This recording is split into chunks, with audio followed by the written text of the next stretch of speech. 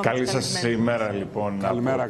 Τις Σέρρες, εδώ που η τοπική κοινωνία παραμένει συγκλονισμένη μετά τον τραγικό θάνατο του 17χρονου, ο οποίος ξεψύχησε ολομόναχος στο υπόγειο της πολυκατοικίας που διέμενε, μετά και τα βάναυσα χτυπήματα που δέχτηκε από τον 16χρονο.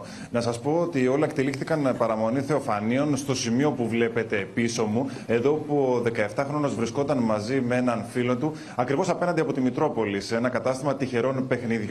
Εκεί φαίνεται ότι ήρθε και ο 16χρονος φερόμενος ως δράστης. Τον πλησίασε, του ζήτησε το λόγο γιατί είχε στείλει, όπως υποστήριξε, μήνυμα στην κοπέλα του, και αυτό ήταν, φαίνεται, και το σημείο που ξεχύλισε το ποτήρι. Τα παιδιά ήρθαν εδώ, στο προαύλιο της Μητρόπολης, έξω από τον Ιερό Ναό, και εδώ ο 16χρονος δράστης φαίνεται ότι χτύπησε άγρια με γροθιές αρχικά τον 17χρονο, και στη συνέχεια τον χτύπησε και με τον αγκώνα του στο πρόσωπο, με αποτέλεσμα να υποστεί αιμορραγία, να μεταφερθεί με την συνοδεία των φίλων του το παιδί στο σπίτι του. Μέχρι εκεί τον άφησαν οι φίλοι του. Το παιδί μπήκε μέσα, φαίνεται όμως ότι δεν πήγε στο διαμέρισμα που διέμενε μαζί με την οικογένειά του. Κατέβηκε στο υπόγειο.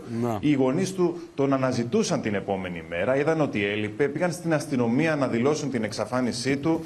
Το παιδί δεν βρέθηκε, ωστόσο η αδερφή του κατέβηκε στο υπόγειο, εκεί όπου τον εντόπισε δυστυχώς χωρίς τις αισθήσεις του. Έφτασε στο σημείο του ΕΚΑΒ, έγιναν μεγάλες προσπάθειες ανάνυψης, οι οποίες δυστυχώς ήταν άκαρπες. Το παιδί μεταφέρθηκε στο νοσοκομείο. Να σας πω ότι εκεί διαπιστώθηκε ο θάνατός του. Σήμερα η σωρός του θα μεταφερθεί στην ιατροδικαστική υπηρεσία Θεσσαλονίκης, προκειμένου να γίνει και η νεκροψία νεκροτομή. Συνελήφθη από τους αστυνομικούς ο 16χρονος φερόμενος ως δράστης, ο οποίος σήμερα θα μεταφερθεί στον εισαγγελέα Σερών. Κρατείται και η μητέρα του. Να σας αυτό πω, το παιδί, λέει ο δράστης. Αυτό το παιδί ο δράστης Αλκίνο λέει τι, λέει δηλαδή ότι έστειλε μήνυμα στην κοπέλα του και εγώ νευρίασα και πήγα και το έκανα. Αυτή είναι η αιτιολόγηση. Νευρίασα γιατί έστειλε μήνυμα στην κοπέλα μου. Υπάρχουν πληροφορίες που αναφέρουν ότι αυτό το μήνυμα έγραφε ότι ουσιαστικά ο 17χρονος καλούσε την κοπέλα να χωρίσει με τον 16χρονο.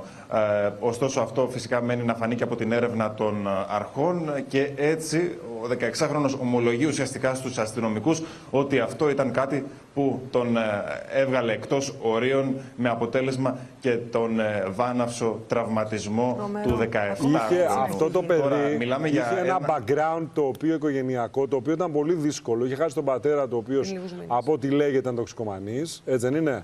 Και επίσης και η μητέρα του. Δεν ξέρω τι ακριβώς. Υπήρχε ένα θέμα με την επιμέλεια αυτού του παιδιού. Ποιος είχε την επιμέλεια, που είχε ανατεθεί κτλ. Έτσι δεν είναι?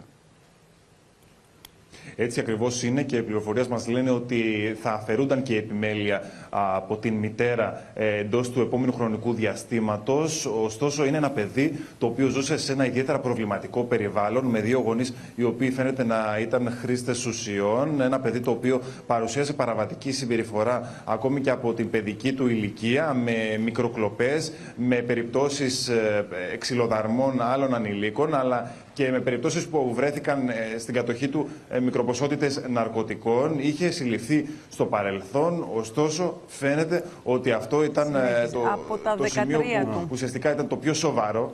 Από τα 13. Ακριβώς, από την ηλικία των 13 χρονών, μια πολύ νεαρή ηλικία, ένα παιδί το οποίο ζούσε σε ένα περιβάλλον το οποίο φυσικά και δεν τον βοηθούσε. Φαίνεται ότι χρειαζόταν μια ειδική υποστήριξη. Εκεί δε που είναι ο Αλκίνος, απ' έξω σκαλοπάτια, ο νεοκόρος λέγεται ότι βρήκε ίχνη αίματος μετά από τη συμπλοκή εκεί, όπου έγινε μεταξύ των δύο παιδιών.